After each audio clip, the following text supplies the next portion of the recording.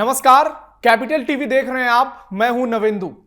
पटना हिंसा को लेकर बहुत सारी तस्वीरें जब सामने आई तो लोगों के होश उड़ गए।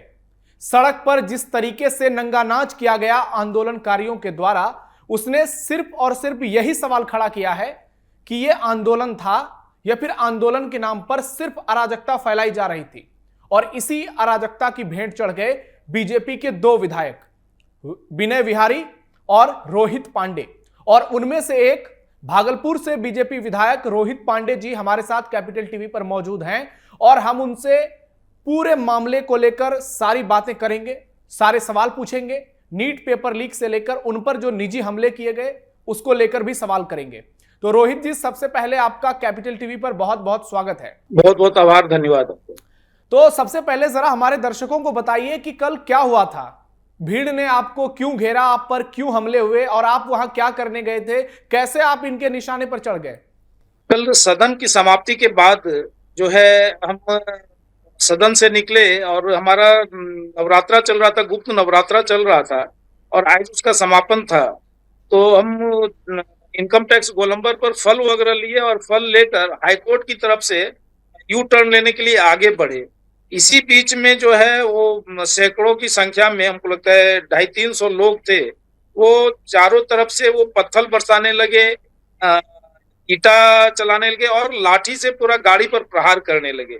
और जैसे वो जान लेने पर उतारू हो, किसी प्रकार से अंदर झुक कर वहां से निकले। थोड़ा चोट हमको आई और हमारे ड्राइवर को, और जो हमारे सहयोगी थे, इन लोगों को जो शीशा फटने के बाद जो पत्थर वो अंदर आया, उससे हम सब थोड़ा चोटिल भी हुए। तो रोहित जी, ये आप पर हमला क्यों किया गया? आप तो पहली बार के विधायक हैं और आप जिस तरीके से राजनीति में एक्टिव रहते हैं, आपकी छवि भी बहुत साफ सुथरी है, आपका इस प्रोटेस्ट से कोई लेना देना नहीं था, तो आप पर क्यों हमला किया गया? देखिए, कल का जो ये हमला था, चूंकि हम इसको थोड़ा पीछे हम ले जाएंगे कि कल भारतीय जनता पार्टी के द्वारा एक शांतिपूर्ण कार्यक्रम था सदाकत आश्रम के पास का। और वहां से जब हम सदाकत आश्रम में हम लोग सभी लोग गए थे और भी वहां पर थे, और वहां पर जब हम लोग निकल रहे थे तो वहां पर जो कांग्रेस के प्रभारी थे और उनके नेतृत्व में वहां पर कांग्रेस के द्वारा जो है हेलमेट पहन के कांग्रेस जो है वह ये किया जा रहा था, वहां पर ईटा ये सब फेंका जा रहा था। और दर्जनों कार्यकर्ताओं का, भारतीय जनता पार्टी के दर्जनों कार्यकर्ताओं का जो है वह सर फटा। और फिर उसके बाद जब हम लोग वहां से निकले और सदन गए, और सदन से निकलने के बाद रास्ते में जो है यह घटना घटी, तो हमको लगता है कि कहीं ना कहीं यह कांग्रेस और विपक्षी दलों के द्वारा संपोषित, सुनियोजित तरीके से और छात्र के नाम पर, चूंकि हम कई छात्रों से बातें भी हमारी हुई है कल की घटना के बाद, तो उनका यह कहना था कि ये विपक्ष के लोग माफी मांगे बिहार और देश की जनता के साथ कि इन्होंने छात्रों को भी बदनाम करने का काम किया है।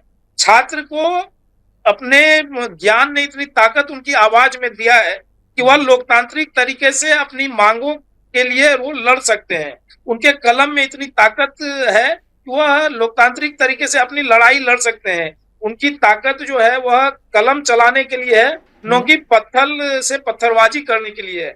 यह जवाब विपक्षी नेताओं को देना होगा कि उन्होंने कहां से ऐसे पत्थरबाजों को इकट्ठा किया और इस प्रकार का वह राजनीतिक कुकृत्य कराने का काम किया है। क्या ये विद्यार्थियों को अपना राजनीतिक इस्तेमाल करके और इस प्रकार से बदनाम करने का काम यह विपक्ष के लोग कर रहे हैं विद्यार्थियों को? तो रोहित जी, आप लोगों पर जो हमले किए गए, खास करके आप पे जो हमला हुआ, उसमें आपको क्या लगा कि आप पर जिन लोगों ने हमला किया, क्या वो छात्र थे और पेपर लीक से जुड़े मुद्दे पर वो सवाल उठाने वाले लोग थे, या छात्र के भेष में वो कोई और थे?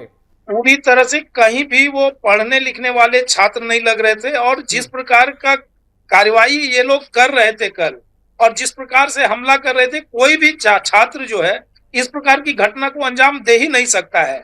और आप कल्पना कर लीजिए कि ये बैग में पत्थर, जो जिस एरिया में हम पर हमला हुआ उस एरिया में आपको एक रोड़ा तक नहीं मिलेगा। किस एरिया और की बड़े बात है? बड़े पत्थर पर, ये जो इनकम टैक्स से हाई कोर्ट के बीच में, वहां पर एक भी ईंटे का रोड़ा तक आपको नहीं मिलेगा। और वहां पर पत्थर से हमला करना, तो ये सुनियोजित तरीके से, और उनके पास झोला बैग, उसमें वो पत्थर है, लाठी, बड़े बड़े लाठी हैं, मोटे मोटे लाठी हैं, उससे गाड़ी पर प्रहार करना, तो ये कोई छात्र कभी भी नहीं कर सकता है। और इस मामले में क्या एक्शन हुआ है अभी तक? आपकी सरकार ने क्या कुछ एक्शन लिया है? नहीं, सरकार तो अभी ये कर रही है, जो सीसीटीवी फुटेज है या बाकी जो कार्रवाई है, सरकार अपने तरीके से इसकी जांच कराकर, और जो दोषियों के लिए जो कार्रवाई करनी है, सरकार अपनी काम कर रही है। रोहित जी, पटना की तस्वीरें हमने देखी, उसके अलावा कटिहार और बेगूसराय से भी तस्वीरें आ रही हैं, और जिस तरीके से यह प्रदर्शन हिंसक रूप लेते जा रहा है, और जहां से भी तस्वीरें आती है सिर्फ मारधाड़, पुलिस वालों को पीटा जाता है, बैरिकेड्स तोड़े जाते हैं, पुलिस वालों की गाड़ियों पर हमला होता है, तो ये कहीं से प्रदर्शन तो लग ही नहीं रहा है। क्या सरकार इस मुद्दे को हैंडल नहीं कर पा रही है सही तरीके से? नहीं, देखिए, सरकार तो कर रही है, लेकिन आपको एक चीज हम बताते हैं, विपक्ष का जो काम है वो सकारात्मक विपक्ष की भूमिका निभाने का काम है। सरकार को जो उनकी कमियां हैं उसको आईना दिखाने का, उसको बताने का उनका कर्तव्य है। दोनों एक गाड़ी के दो पहिए हैं, पक्ष और विपक्ष। लेकिन विपक्ष जो है, आज जो विपक्ष है वो कल सत्ता में थी, और जब सत्ता में भी थी तो उस समय भी इनका काम था भ्रष्टाचार और अराजकता फैलाना, और आज जब सत्ता में भी हैं तो भी ये अराजकता फैलाने का काम कर रहे हैं।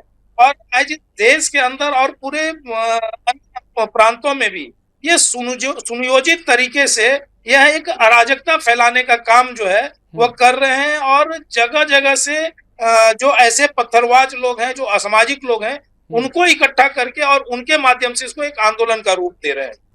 रोहित जी, जितना मैं आपको जानता हूं, आप अखिल भारतीय विद्यार्थी परिषद से भी जुड़े रहे और शिक्षा के काम को लेकर आप हमेशा आगे रहे।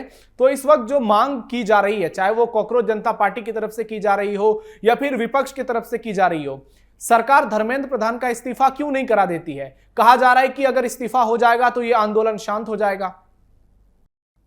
नहीं अजय, एक चीज यह बताइए कि लोकतंत्र में अपने मतों को लेकर, अपने बातों को लेकर संवाद करना, या फिर लोकतांत्रिक तरीके से प्रदर्शन करना, यह कहीं भी गलत नहीं है।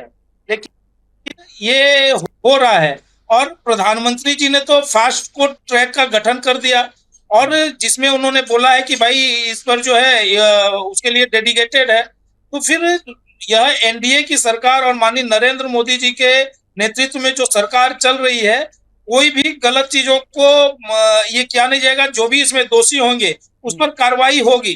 लेकिन अगर विपक्ष को या जो भी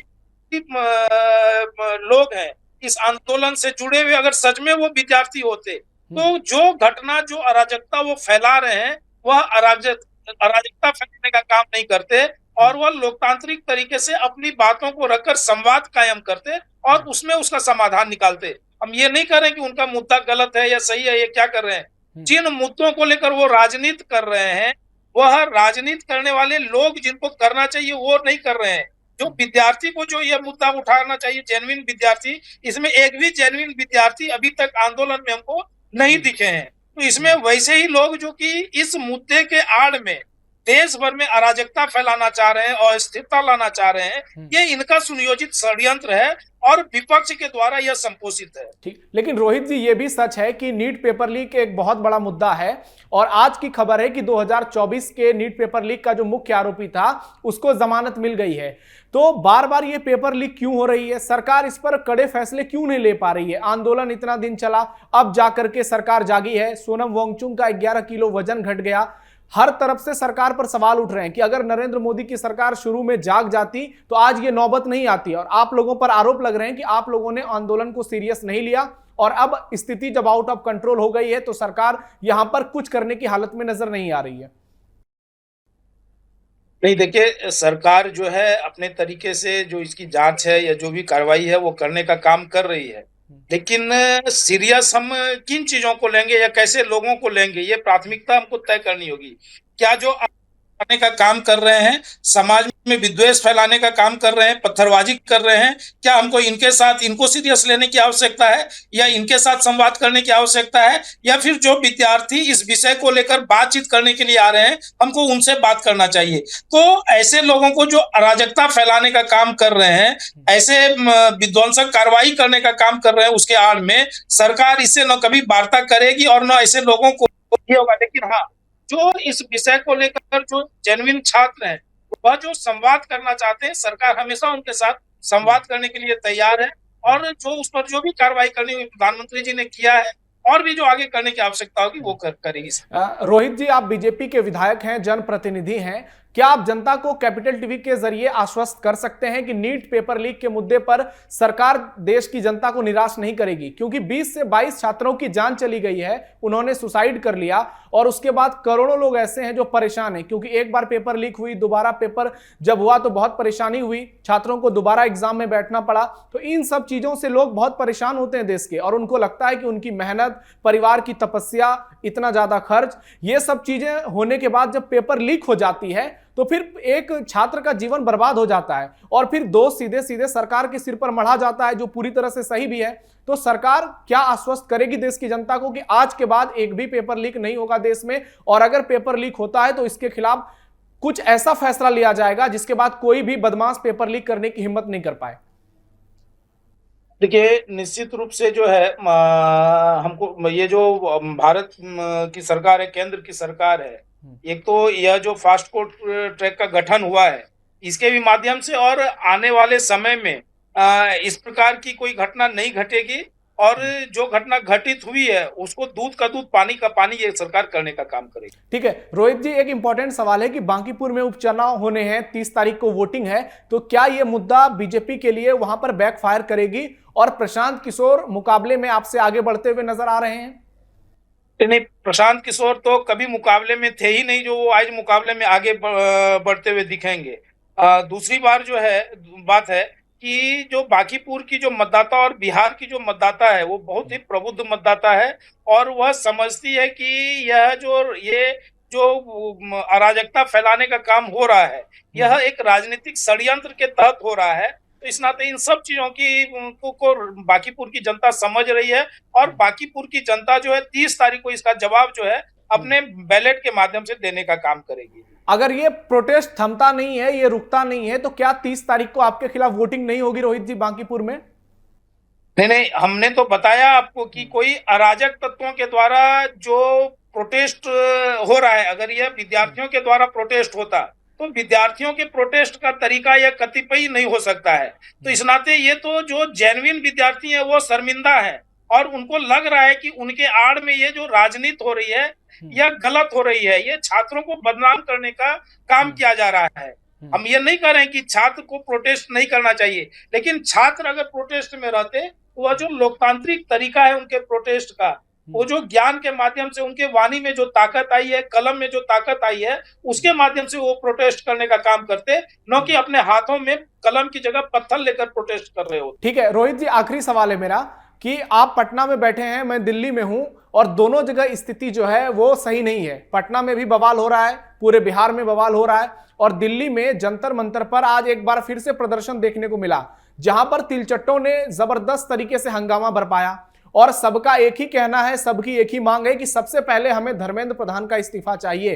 तो मेरा सीधा सवाल आपसे है, क्या धर्मेंद्र प्रधान देश की जनता से बढ़कर मोदी सरकार के लिए हैं, और उनका इस्तीफा क्या नहीं ही होगा? सरकार ने कसम खा ली है। नहीं, मैंने तो आपको पहले ही बताया कि अगर इनका मुद्दा ये केवल शिक्षा क्षेत्र से जुड़ा हुआ रहता, इनका मुद्दा यूजीसी से जुड़ा हुआ होता, और इसके आंदोलन में छात्र रहते, तो निश्चित रूप से यह बात और संवाद हो सकती थी। लेकिन ये पूरे देश भर में पता नहीं, ये तो अब जांच का विषय है कि ये इस आंदोलन में कौन कौन से लोग शामिल हैं, कौन इसको संपोषण देने का काम कर रहे हैं। तो ये जब जांच में सारे चीज सामने आएंगे और सरकार उसको दूध का दूध पानी का पानी करने का काम करेगी। लेकिन इतना मैं निश्चित विश्वास के साथ कर सकता हूं कि कोई भी पढ़ने वाले विद्यार्थी इस आंदोलन में शामिल नहीं है। ठीक है, और बिहार में रोहित जी सम्राट सरकार पूरे बेहतर तरीके से एक्शन लेगी? एकदम निश्चित रूप से पूरे मुस्तैदी के साथ आदरणीय सम्राट जी के नेतृत्व में बिहार में काम हो रहा है, और जो भी बिहार में अराजकता फैलाने का काम करने वाले लोग, ऐसे उपद्रवी और पत्थरबाज लोग हैं, उन पर जांच होगी और कार्रवाई करने का काम सम्राट सरकार करेगी। ठीक है, अब तो वक्त ही बताएगा कि सरकार क्या फैसला लेती है और क्या धर्मेंद्र प्रधान का इस्तीफा होता है या फिर छात्रों को भरोसा दिया जाता है। देश के पीएम ने जो कहा है या फिर जो लगातार जेपी नड्डा, जितेंद्र सिंह लगातार कह रहे हैं कि आप हमसे मिलिए, बातचीत कीजिए, लोकसभा स्पीकर भी कह रहे हैं कि संसद में चर्चा कीजिए, लेकिन विपक्ष भी तैयार नहीं है और प्रदर्शनकारी भी सरकार की किसी मांग को ना ही सुन पा रहे हैं, ना ही समझ पा रहे हैं, ना ही सरकार के साथ कोऑर्डिनेशन चाहते हैं। तो रोहित जी, आप हमारे साथ जुड़े, आपका बहुत बहुत धन्यवाद। तो ये रोहित पांडे जी थे जो कि भागलपुर से बीजेपी के विधायक हैं। कल इन पर पटना में हमला हुआ था और ये प्रदर्शन में जख्मी भी हुए थे और इनके साथ विनय विहारी पर भी हमले किए गए थे। तो फिलहाल के लिए इतना ही, धन्यवाद। बहुत बहुत धन्यवाद।